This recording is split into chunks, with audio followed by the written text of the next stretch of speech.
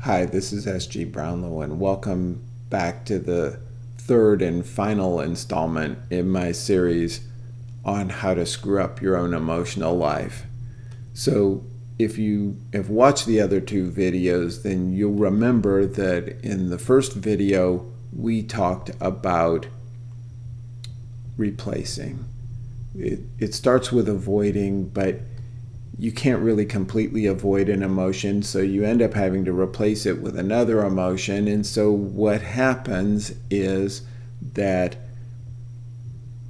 particularly when we are feeling an unpleasant emotion and we replace it with a pleasant emotion, we're essentially doing that to look one way to other people or sometimes to ourselves. But in doing so, it keeps us from actively dealing with how we really feel and what's really going on with us. And so it adds to stress and can really mess up our health. Now, for a long time, as I've mentioned a couple times now, I thought that was really what was going on all the time with defensive emotions, but I've since come to realize that there's a second process that's going on frequently, and that's one I call fusing. And with fusing, what we really do is instead of adopting a different emotion that's completely different, what we do is we just kind of add a second emotion onto what we're already feeling. So instead of feeling sad, we might feel angry and sad together, which would be frustrated. And so we're more in the ballpark of what we're feeling than we were with replacing. But what we do is still, it's unhelpful. It's impotent. It is designed where we can't get our needs met by expressing it because we're not really frustrated. What will get our needs met is to go ahead and realize that we've lost whatever we've lost and to grieve it and get over it. Now, this time I want to talk about a third process. And the third process is even closer. And I'm going to call it misattributing. And in misattributing, our affect is exactly on target, but what we think the cause is not what the cause is. We attribute it to something that's not right. And we do that in maybe a defensive kind of way, but because we've found the cause wrong, what we do is we go out and try to deal with what we think the cause is instead of dealing with what the root issue actually is. And that means that, again, we don't get our needs met. And so the emotion lingers long past when it should. It lingers essentially forever because the need that emotion was trying to lead us to meet is never met.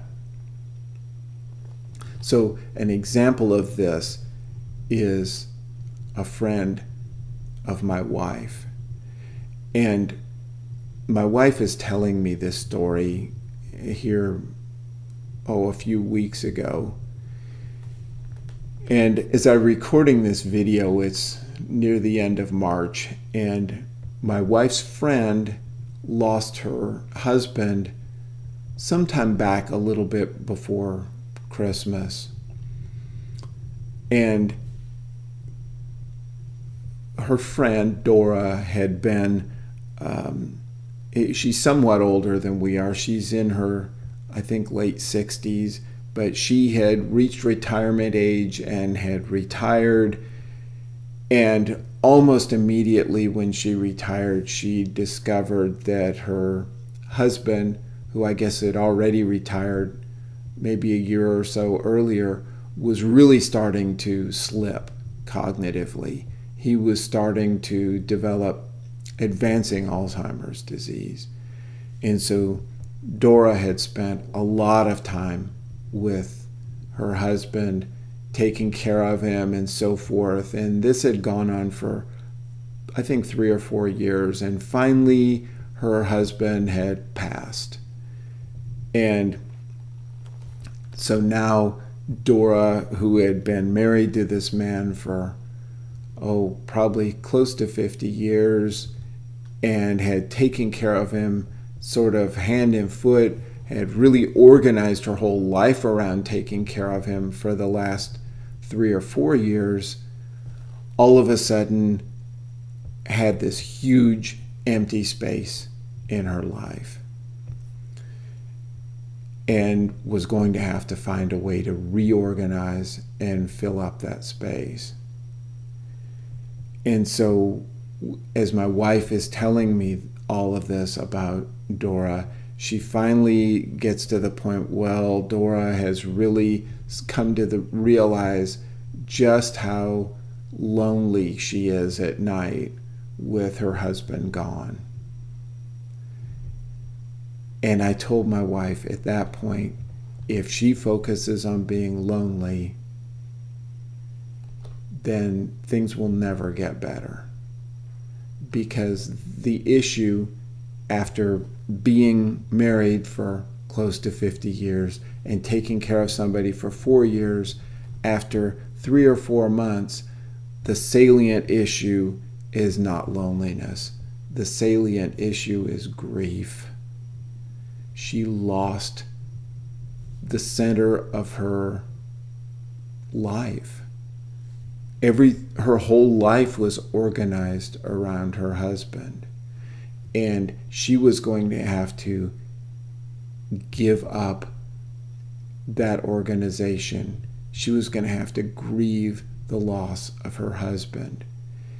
If instead she focused on being lonely, then what she was going to do was go out and make friends and do things so that she would feel better because she wasn't so all alone. But that was not going to help her with reorganizing her life. That was not ultimately going to help her with moving on.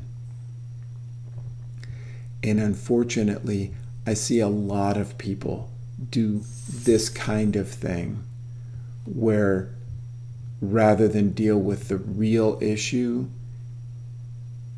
rather than take the action that will really benefit them, they take the maybe more socially acceptable or easier action.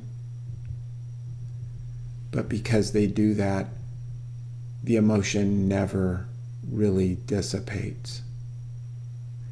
And because it doesn't dissipate, it ends up controlling their lives outside their consciousness for years to come. In any way I think about it, that's a big way to screw up your life.